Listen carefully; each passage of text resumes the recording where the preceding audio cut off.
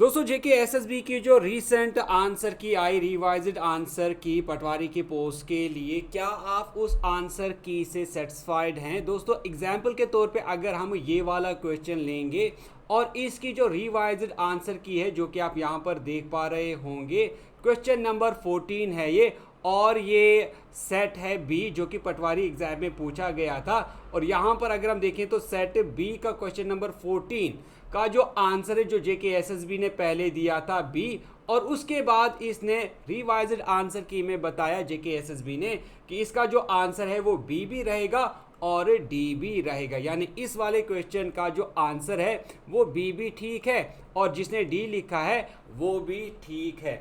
तो जो ये आंसर की आई है, क्या ये कोई सेंस देता है जो जेके एसएसबी ने निकाली है, जहां पर उन्होंने बताया है कि इस वाले क्वेश्चन का जो रिवाइज्ड आंसर है बी भी ठीक रहेगा और डी भी ठीक रहेगा। बी में जो ऑप्शन है वो है ओनली टू, यानी ये जो दो स्टेटमेंट्स हैं इनमें जो स्टेटमेंट टू है वो ठीक है।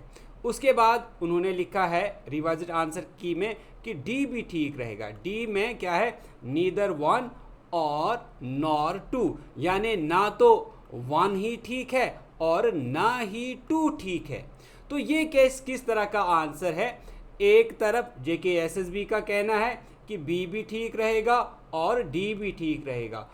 तो क्या आप में से कोई मुझे समझा सकता है या कोई ऑफिशियल समझा सकता है, क्या जेके एसएसबी मुझे समझा सकता है कि अगर आपने लिखा है कि जो ऑप्शन बी है वो ठीक है, यानी क्वेश्चन पूछ रहा था which of the following statements given above is are correct, यानी कौन सा ऊपर वाला स्टेटमेंट जो है वो करेक्ट है। जेके एसएसबी के हिसाब से जो उन्होंने आंसर की दी है उन्होंने कहा है कि बी वाला ठीक है। चलो जी मानते हैं 2 मिनट के लिए कि बी वाला ठीक है।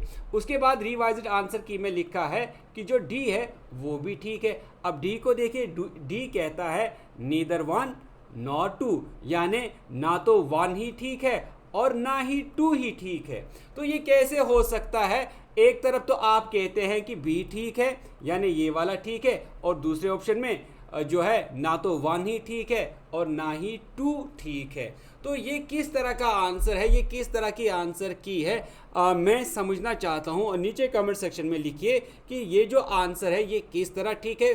थोड़ा सा मैं कंफ्यूज जो है वो हो गया हूँ, आप बताइए कि इस तरह कैसे हो सकता है कि अगर पार्ट 2 जो है यानी दूसरा स्टेटमेंट सही है और पार्ट डी के हिसाब से यानी जो डी ऑप्शन है यानी नीदर वन नॉट टू, यानी ना तो वन स्टेटमेंट ठीक है और ना ही टू स्टेटमेंट ठीक है, तो ये आंसर की का जो लॉजिक है ये किस तरह आप समझते हैं? मेहरबानी करके आप नीचे कमेंट सेक्शन में मुझे लिखकर ज़रूर बताएं कि ये जो आंसर की है ये किस तरह की आंसर की है जो कि मेरी समझ से बाहर है।